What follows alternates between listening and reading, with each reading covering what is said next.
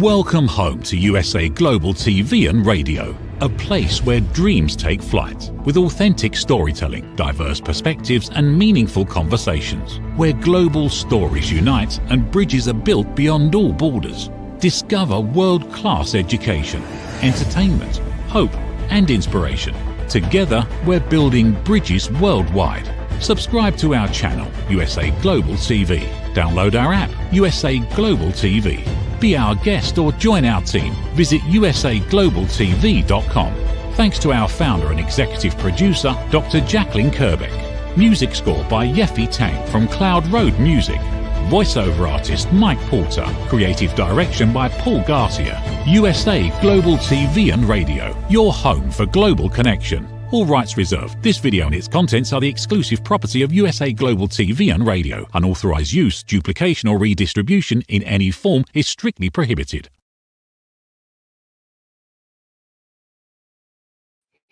Hello, everyone. Welcome, welcome. It's so good to have you here today at USA Global TV and Radio, wherever you are in the world. We are celebrating. I'm not sure if you heard over the weekend, but this became ours, the YouTube Silver Creator Award for passing 100,000 subscribers. So this is all because of you out there subscribing, following, watching, commenting, referring. Thank you so much. My heart is full. And in case you didn't see the video about it and the wonderful letter that we received, you can find it over on our YouTube channel. So I want to say hello to all of our followers and our viewers across the world, and also to our friends at E360 TV distributing this content as we speak. I'm Dr. Jacalyn Kerbeck, and our show today is A Woman's Prerogative. And our topic is an interesting one. My partner on this show, the star of our show, she actually came up with it. It is a form of self-expression you've been too hesitant to explore. We're going to be giving the dirt and the deep and dirty on that. So let's welcome the star of our show. She is, as I always like to say, a day ahead of us. She's also much wiser than I am. Her name is Mariska Dupree. She's in Australia, and she works with leaders. She's a leadership and transformation coach. She's been with me on this platform since the very beginning, with small baby steps, crawling along, and then we get this award, which is terrific. So help me, please, with a round of applause. Welcome Mariska Dupree to our show. Hello, hello. How are you? Hello, hello. Well, good, and even better being on the show and being able to celebrate with you and with everybody that subscribed. So good. It's so good. You know, I said this in the video that I recorded, that each and every person who's been here from the beginning, and also people who have joined us recently, are the reason that we've been able to get to where we are. And we're not stopping there, because on the second channel, we are also going to 100,000. So in order to do this, you have to have a team of people who are experts in search engine optimization so that more people can find out about you. And we truly are a global platform. So Mariska, I didn't give all the goodies about you and your background because I wanted to save some for when you're here, but you are an ICF, PCC certified coach. You've been helping leaders around the world, and you're really passionate about what you do. And I know I've said this to you before, but it's just so much fun to watch you because you're so professional in everything that you do, the way that you carry yourself, the way you speak. So I just want to honor you and thank you for being with me since the beginning. Thank you. And it is an honor to be on this journey with you, Dr. Jacalyn. We started off when this was just an idea. Literally, it was living in your head. And I had the honor to get to know about the idea in your head, and you are now building this, and it's in life. This is so wonderful. So whoever is out there that has a great idea, whatever the idea might be, in your head, it can be built. It's very true. Very true. Thank you for sharing that. And by the way, from the research I did and other people did, 0.07, I think, % of YouTube channels have over 100,000 subscribers. It's a very small percentage. So it takes a lot of work. There were things that came up during this whole process with copyright issues. And I mentioned in the video that I shared, twice we were shut down and given copyright strike. The first time was completely unbeknownst to me. We were actually showing something in the public domain on YouTube, and you're not allowed to do that. So some of the content, you know, that's owned by other people, you have to specifically have their permission. And that doesn't mean that YouTube is not going to shut it down. And it's interesting because there are so many algorithms that are changing constantly. And I believe there are a lot of bots that are the ones answering the emails. But I'm getting off track because we have a great subject today. But I think part of the reason that I wanted to just mention that is because this was just an idea. And my mother ended up getting dementia, and I retired from my corporate career. And then I went to take care of her, and I had to stay in the house really because I had to make sure that she didn't go off somewhere. And so the idea came up, what can you do working from home? And this was it. And it just has evolved and evolved. So thank you again for your loyalty and for being here. So for me, this is part of the self-expression. What about for you? Do you feel that being a television show host, an expert presenter on Talking Heads, is that part of your self-expression also? I think so. It's one of those ones where I am glad that you are in my life and you presented this opportunity for me to do this. I remember the very, very first time you asked me was actually for a radio show when you were still doing Rapping with Dr. Jacalyn and just taking small steps into this bigger world. And I remember thinking, oh, what would I even say? I don't know how this works. It was a very foreign concept to me. So thinking about all those wonderful people that we regularly, oh, my tongue, see on, whether it be TV, whether it be radio, wherever it is that we see them, I sort of felt like, well, that's not necessarily something that I can do, and I don't even know how to do that. And luckily, you convinced me. There wasn't too much kicking and screaming. And I did my first radio show over the phone from New Zealand all the way up to the US. And that's how this journey started. So, Dr. Jacalyn, if it wasn't for you, I would definitely have been very hesitant to show up on any form of TV productions in any form. And thank you for bringing this into my life and creating this platform for others to also experience it.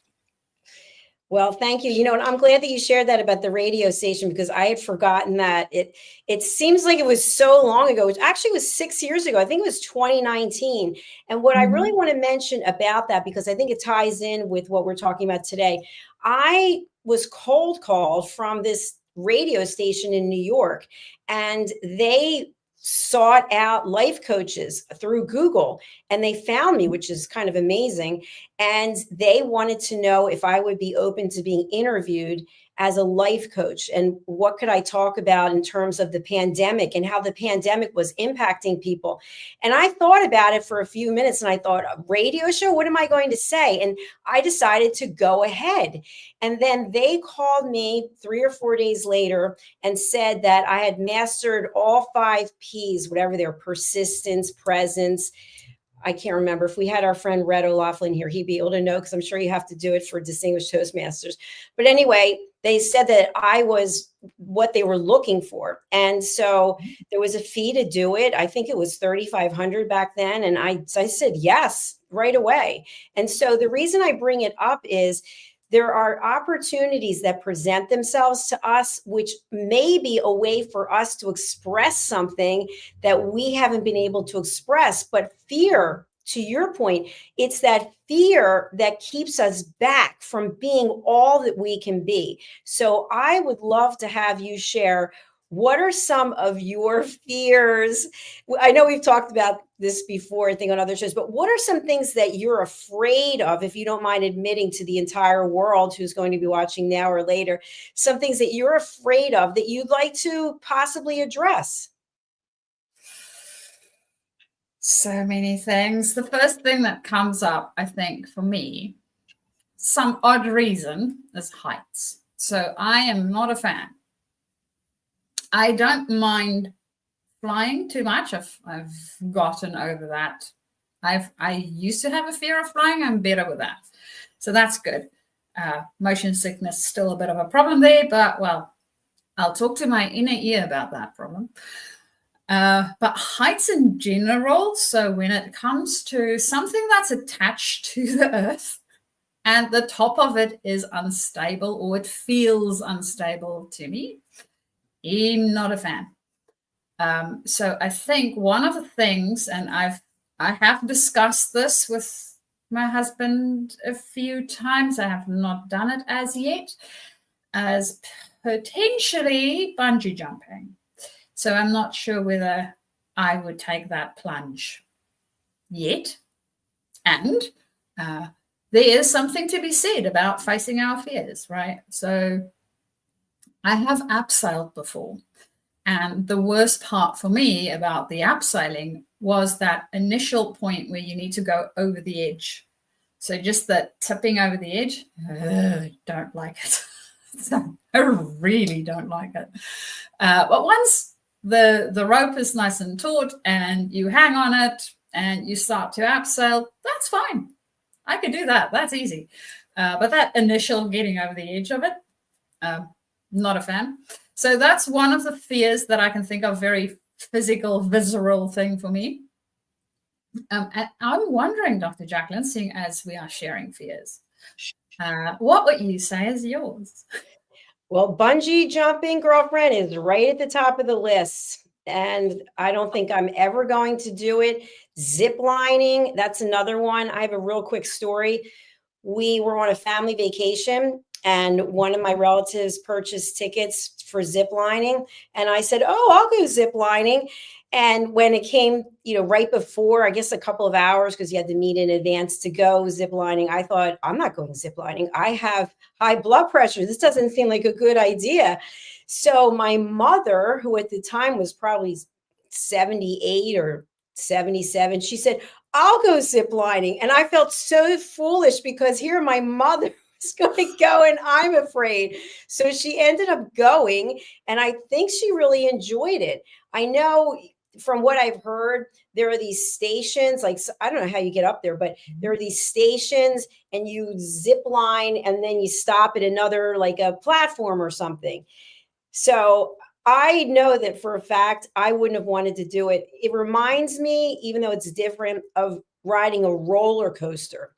And I have no interest, or for any reason, to ever go on a roller coaster. What about you? Do you like amusement parks? I can honestly say I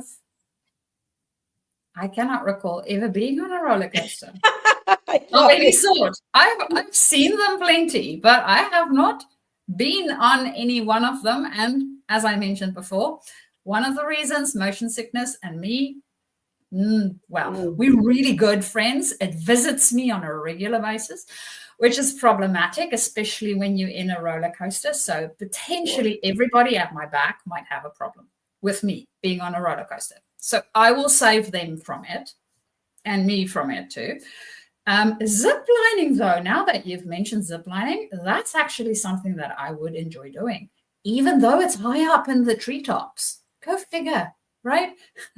And that also reminded me of hot air balloon trips. So me and hubby actually went for a hot air balloon trip over Hamilton a few years back. And again, while the balloon was still attached to the planet, right? That initial piece where you actually have to go off the planet, that to me was the worst part of it. But once you're in the air, and of course there's the baskets around you, right? So I sort of hold on to stuff a little bit, or have my husband between me and anything that feels a bit too scary. I survived it. I took really, really good photos, which I really enjoyed too. It's just a different point of view that you get from that space and finding out how it works. So me being engineering inclined, I, of course, peppered the poor person with all sorts of questions around how it works and how they look at the different ways that the air streams move and how do you know where you're going and all of those sort of things, because I wanted to find out how to navigate this thing. Will we end up over the ocean? Will we have enough fuel to not land in the middle of nowhere? How do they actually do all of this? So that was a very, very interesting, informative experience for me personally, and I loved it. Zip lining, I think that's something that I would do. Bungee jumping, I'm still not so sure about. I feel like they all go into the same category of, risking your life. There are those roller coasters that go upside down and backwards. Wow, I'm sorry to miss out on that. I'm going to keep my feet on the floor. I'm also not a fan of trying scuba diving, although I have thought many times I'd like to do hang gliding, where you have the kite and you go running off. I think hang gliding could be really cool, or not so much, depending on how you're going to be landing and what you're going to hit. See, that again, one of those things where maybe we need to have a little bit more information. And I think also training. Oh, sorry, I didn't mean to cut you. I think like some kind of training or coaching about any of these things, you need to have some knowledge and expertise before you're going to go and do it. I think it's interesting. There's a certain, for me personally, there's a certain level between knowing about what I'm going to expect or what can I expect from the experience, and then potentially knowing too much. Right. Because that might also keep me potentially from actually stepping out into the unknown and trying something. So I need to make sure that I have enough information that would inform me and I feel safe to do it. And then not necessarily over worrying about things that might go wrong, or I mean, I want to at least know that I'll be okay, but it's a little bit like when I think about an airplane. If it's going to drop out of the sky, and this does sometimes happen, I just wish to then be dead. It's fine. I'll be one of the passengers that don't make it. I'll be okay with that. What I would not like is if I fall and then I lose some major amount of ability to take care of myself. That to me would suck. But if I'm dead, that's fine. I can work with that. So it's almost the and Dr. Jacalyn, as you were mentioning about the hang gliding, it reminded me of seeing some surfers a while back in New Zealand doing when I don't know what they call it.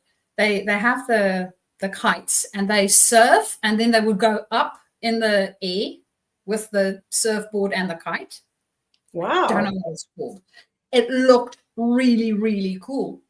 And at that stage, we were standing a little bit higher up.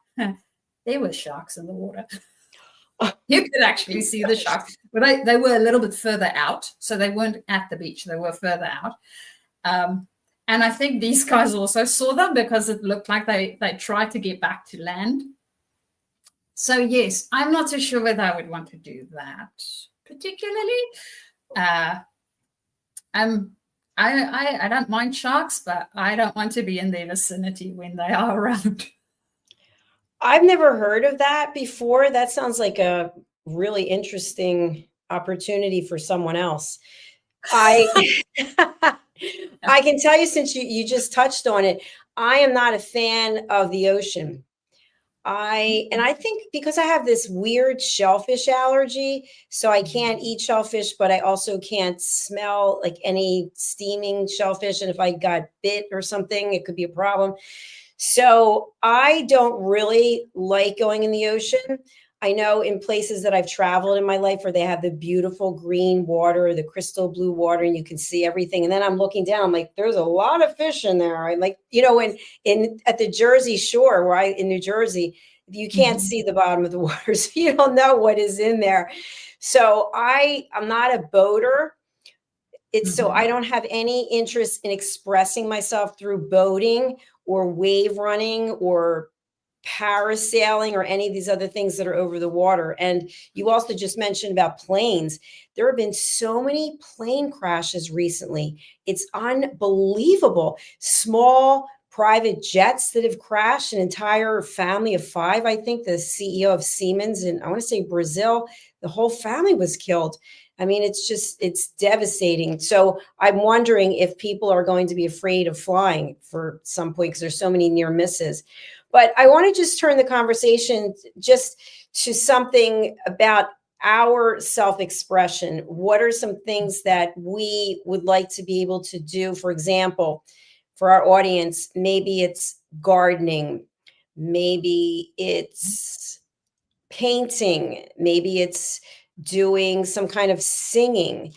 So what creative self-expression do you have locked up in there? She's all bottled up that you want to get out and put out to the world. Oh, I thought about this when I actually saw, so I did a little bit of a Google search to come up with set title that we have today. Because I was wondering, what would other people enjoy thinking about? And I came across this one. It's like, yeah, this is something fun, and I enjoy thinking about it. And then I thought, well, what would it be that I haven't expressed yet that I would like to express? Because I've painted, I've drawn, I really enjoy those sort of pursuits. I have been in a choir in school. I don't know. The music thing, although I really enjoy music, I can drum a little bit and play like a teeny tiny bit of guitar. Singing, I won't subject you guys to my voice. It's fine. I guess it's not that bad, and it's not trained at all. So no. The thing that I have not done, and it's been pulling at me for a while, is stand-up comedy. And I don't know whether I'll be any good. All right, you know what that means. That means, why don't you give us a little performance right now? Mariska Dupree from Australia doing her first performance as a stand-up comic with no preparation. Take it away. Oh, I'm not too sure whether that's even possible. Is that possible to do stand-up comedy while having no preparation whatsoever? I don't even have a line, Dr. Jacalyn. You are literally throwing me into the deep end here. It's like sharks are circling. I'm just joking. I'm just putting you on the spot there. No, actually, you have to have a script, or you have to have some kind of stories you have to tell people. And from what I saw, I forget which comedian it is. I don't want to say, and then it's the wrong one, but someone who's very famous, that there's a lot of work that goes not just into the writing of the stand-up comedy, but the delivery of it. And think about it. This is something that has always bothered me. Have you ever gone to a comedy show and there's somebody up there and you're just like, oh, I feel so horrible. It's terrible. No one's laughing. The person's bombing out, and you just feel heartbroken for the person, and they have to keep going.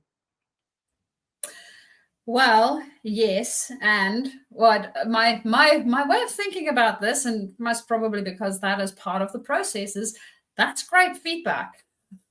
Yes. Because now you get to know that potentially that line isn't as funny as you had in your head, for whatever reason that might be. And that, I think, is part of why I haven't stepped into the whole stand-up comedy space as yet. I think what I would like to do first, so baby steps, right? So my baby step would be first to get to one of the impromptu classes, the ones where you sort of get a word and you improv classes. So I would like to go to one of those first and just play around a little bit. see how it feels, do a little bit of a thing with it and see what works, see what doesn't work. So it sort of gives me a safe environment in which to hone a little bit of that craft, because stand-up comedy, although they make it look really easy, it's a craft, right? These pauses we need to take into consideration. Dr. Jacalyn, as you mentioned, there's the actual delivering of said line. Then there's the lines, right? Understanding which things get a laugh, which things don't get a laugh. How long do people laugh? How much laughter can I get out of that? Of course, it's always fun if somebody laughs at our jokes. I do know that my jokes are terrible, so I won't be telling any. Wait till you see what I have for you. Ask and you shall receive. One of our team members here is the founder of Improv LA, and he has courses online. And I'm going to bring up his website. His name is Keith Soltoyanis, and he does a show here called The Perfect Podcast Show. And every episode, he tries to make it perfect, but he's really not. And all the episodes are hilarious. So this is his website. I'm just going to give a quick shout out to Keith Soltoyanis. He's actually been a writer for National Lampoon and for Curb Your Enthusiasm. I think he's been on Curb Your Enthusiasm. But here you go. I'm actually going to share this website for anyone who might be interested. So see, there's weekly group classes, and I believe that these are virtual. Some of them are on demand and some are actually in person. Oh, here it is. Learn at your own pace with our streaming course. And then Keith's book. Keith actually wrote the foreword for my book, Mastering the Power of Elevated Listening. So here you go. Free clinic. Look at all these people all these big companies that they've worked with, all the awards that they have. So I'm going to share this website. And for anybody who is a latent stand-up comedian who wants to get out there, here you go. Here you go. Let me just put it up on the screen. See, and that's one of the reasons why I love this platform so much. Dr. Jacalyn, we have connections all over doing all sorts of things, and all we need to do is go, well, this is something that I want to be doing. Right? Exactly. That we will actually have an improv person on the panel, and I can leverage their knowledge to help me as self-express, hopefully one day, on, very hesitantly saying, a stage where I have a mic in front of me to help people potentially laugh.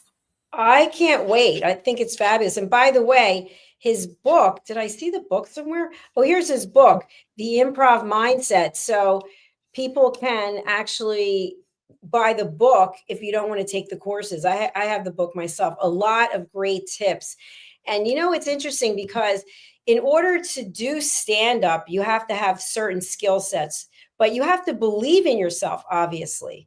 And so it's almost like being a television host. You have to have a certain level of confidence, and you have to be able to believe in yourself, and you have those skills. So I think it's a nice segue for you to do stand-up comedy. Well, who knows? If you guys stay tuned for another potentially couple of years, you might see some of my newfound skills. I'm not promising anything.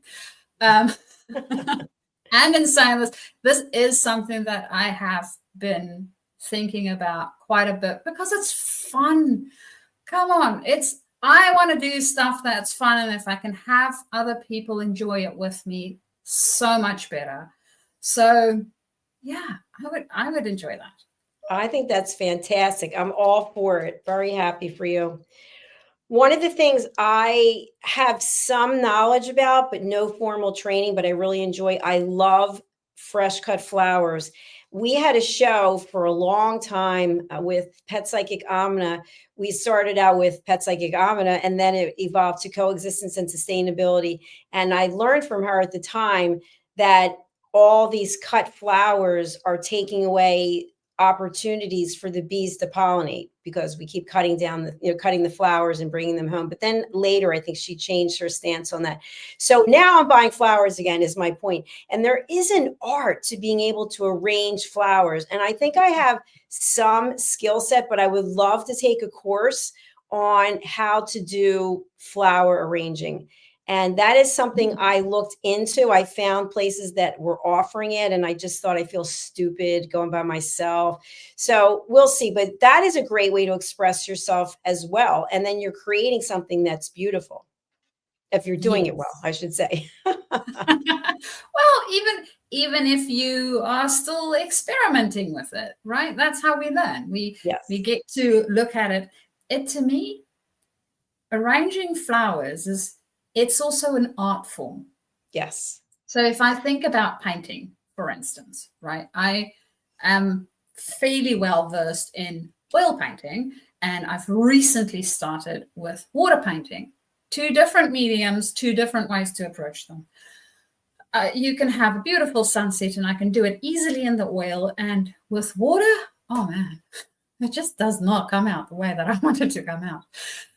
And I think one of the things that my husband asked me as I stepped into this new space of learning how to work with this new medium is, what is it that you think? What is it that you like in that specific piece of painting, right? So I experimented with it and I tried a few techniques and then just going, okay, some of it sucked.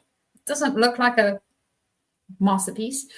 But there's some of it that maybe I do enjoy. So in the one, I discovered that I made a little bit of a by accident mistake on it. And it actually didn't turn out too bad. It made a bit more of an interesting sky. Like, okay, I can work with accidents. So that's what I learned with that one. With some of the other ones, I tried using color a little bit differently. And then I learned something with that. So Dr. Jacalyn, to your point with the flower arranging, it's arranging it, trying something, seeing what is it that you like about that, right? And then next time, maybe doing something a little bit different and incorporating some of what you liked about the previous one, and then improving your process throughout. And I'm sure within the flower arranging space, if you have any online courses that me and Dr. Jacalyn can take together, that would be great. Just putting it out there. Otherwise, Dr. Jacalyn, I will be with you in spirit wherever you go when you are going for your flower arranging. That would be fun. Maybe we can find a virtual course. Who knows? I'll look into it. You go and you buy the flowers, and then I have a few vases, and you go ahead and prepare. So I'll take that on. I'll look into that. Another thing I wanted to share, because I think this is interesting. When my mom was in the midst of the dementia, a friend had suggested she start painting, and she suggested paint by numbers. And I mentioned something to my mom, and she said, oh, I'm not doing that. I'm not interested. She said, I did that, when I was a kid. And I think my sister started buying some, some kits. There's got to be 70 plus paintings that she's done. And I have a number of them framed in my home here. And you would never know. I mean, I had her sign some of them. I wish I had her sign all of them. But it's really beautiful. And it's a way of expressing yourself. And I think it's extremely good for anyone who has dementia or has difficulty with their memory, because it takes a long time to finish one. I mean, my mom would spend sometimes literally 10 hours in a row just painting. So it's a good way to express yourself. And especially if you have dementia or Alzheimer's, if you need something for your loved one to do to be able to express their creativity, paint by numbers, it's a winner. Yes. It also reminds me of, these adult coloring books that you get? Yes. Right? It's a little bit less, you still need to decide which colors to use, right? There's no numbers. And I remember my mother-in-law, during COVID, we actually got her some coloring books because she really enjoys coloring. So she started with one, And there was one piece, it was a very symmetrical piece of design. And I remember there was one piece that by accident she made one leaf or one flower, a different color than the other ones that she had. And she said, oh, no, now it's wrong. And I thought to myself, no, now it's unique, right? That's what makes art, is those little things that we might think we will see it. And maybe somebody else might see it, but that makes it unique to that piece. Because any old robot can do any old painting just the way that it does perfectly. It's not art. I'm sorry. It needs some of our intervention. It needs some of our energy in that. Our energy and that loving touch, that loving perspective. Absolutely. Yeah. So I think what we've come up with today is that you, Mariska, are going to start exploring stand-up comedy. Maybe you'll buy a book, maybe you'll do a course, maybe you'll find someone. You can start going to comedy shows and taking some notes or talking to the comics afterwards. And you and I together are going to look into flower designing, what is that called? Flower arranging. Yes. Yeah. I love that. I would really, my mom's really good with arranging flower, also no formal training in it. But I would really like to understand how to put those together. I think it is an art form, right? And having it afterwards, just to lighten up your home. I love it. You know, what's interesting also about flower, we're running out of time, but what's interesting to me about flowers, depending where you buy them, right? You could buy a rose at any of these different places and the prices are, really vary. And the amount of time that they live also varies. So what I found is if you buy really, and I can't say this definitively, I'm not saying across the board, I'm just saying in my experience, the cheaper the flowers are, even though they may look nice, they usually don't have any smell and they don't live that long. And what I will always do is I'll cut the stems on an angle and then I'll use filtered water. And in the water, I'll put some sugar. And that seems to help increase their life. And then before I put them in, I take off the leaves. So if you have roses, for example, and I don't buy red roses because, I'm having a love affair with myself. No. So I'll take off the leaves so that they're not taking up all the space. And, when you're putting in the other flowers and the leaves are taking up the space. So I'll just take them off. And then you can put in some beautiful like banana leaves. You can fold them over and they look waxy. And it really is, it's really nice. I'm super excited that we're talking about this. Good topic. Thank you. Me too. Well, my friend, we are out of time. Again, it just flies by. Do you have any special events, offers, or anything going on that you want to share with our audience? We're going to pull up your website while you're talking about that. So at the moment, I am looking for a team to coach. So as you may or may not be aware, I am busy embarking on my team coaching journey. So currently I do leadership development within the more one-on-one space, and I also want to incorporate more of the group team coaching space within that. So I have started on that, and I'm actually looking for a team to coach. So if you have a team, you are a team leader and you have a team and you guys think that there's something epic either that you are working towards, or there is potentially some dynamic that would be helpful to work through within your team so that you guys can work better as a team, please get hold of me so that we can start to discuss how that might look and how that would work. And if you have no idea what team coaching is about, please still get hold of me so that we can have that conversation. Now, the ways that you can get hold of me, of course, is via my website, which is on at the moment, as well as then my email address, which is mariska@journey2discover.com. My website is also journey2discover.com. There's a little contact page on there that you can contact me through. Or alternatively, you can also find me on LinkedIn. So on LinkedIn, you can literally just look for me and then send me a direct message and we can start our conversation.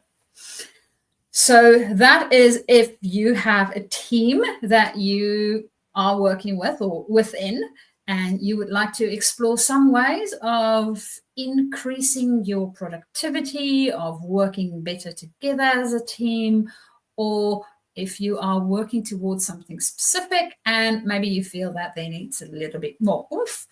And of course, still for any leaders, when you want to up your game as a leader, we can also have a conversation around that.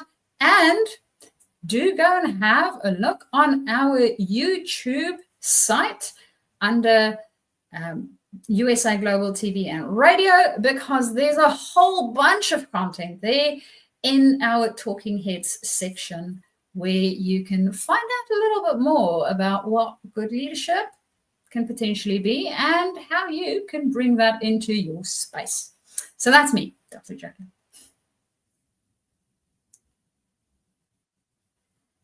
Thank you very much. And we are going to just quickly share our YouTube channel for people who are not aware of it, because we're going to 1 million subscribers. Join us. We're at 102,000 right now. It is USA Global TV and Radio. So you can check us out there. We have our second channel, which is Dr. Jacalyn Kerbeck, that just passed, I think, 26,000. I forget, 27,000. So we'll be at 100,000 hopefully by the end of the year. All right, we are out of time. So sorry, E360 TV, we're wrapping up right now. We're going to quickly go over to one sponsor, and then we'll be back with our next show, which is You as a Whole, Body, Mind, and Soul with Justin Merigliani. Thank you so much for being here, Mariska. It's an absolute pleasure. Enjoy your day. You check out your thing, and I'm going to check out the flower arranging course for the two of us, and we'll reconvene. Sounds good. I'm excited. Bye for now. Bye for now. What if one simple skill could change the way you connect with the world? What if listening could open doors to deeper relationships, stronger businesses, and a better you? Dr. Jacalyn Kerbeck, the Listening Mentor, brings you USA Global TV and Radio, a space where voices are heard, ideas are shared, and global communities thrive. Through the elevated listeners' courses and books, you'll master the power of listening, set boundaries with confidence, and transform conversations into opportunities. Join us. Listen, learn, elevate. Whether you're a leader, a coach, a business owner, or someone seeking stronger connections, your journey starts today. Subscribe, learn, and transform today. Thank you, viewers and listeners of USA Global TV and Radio, for joining us today. We're honored to have your time and attention as part of our global community. At USA Global TV and Radio, we believe in the power of authentic conversations, meaningful connections, and creating a world of possibilities together. Want to be part of something bigger? Join our team of elevated listeners at usaglobaltv.com, a space where your voice matters and your ability to listen transforms relationships. Stay connected with us across all our platforms for thought-provoking discussions, expert insights, and empowering stories. Subscribe to our channels at youtube.com/c/USAGlobalTV. Follow us on social media and explore the endless opportunities we're creating for growth, learning, and inspiration. Together, we're not just broadcasting, we're building bridges and changing lives one conversation at a time. For inquiries, contact us at info@usaglobaltv.com. Music by Johnny Dies. Produced by Executive Producer and Director Dr. Jacalyn Kerbeck. Voiceover by Mike Porter. Creative direction by Paul Garcia. All rights reserved. Copyright 2025. Visit usaglobaltv.com to view our full terms and conditions.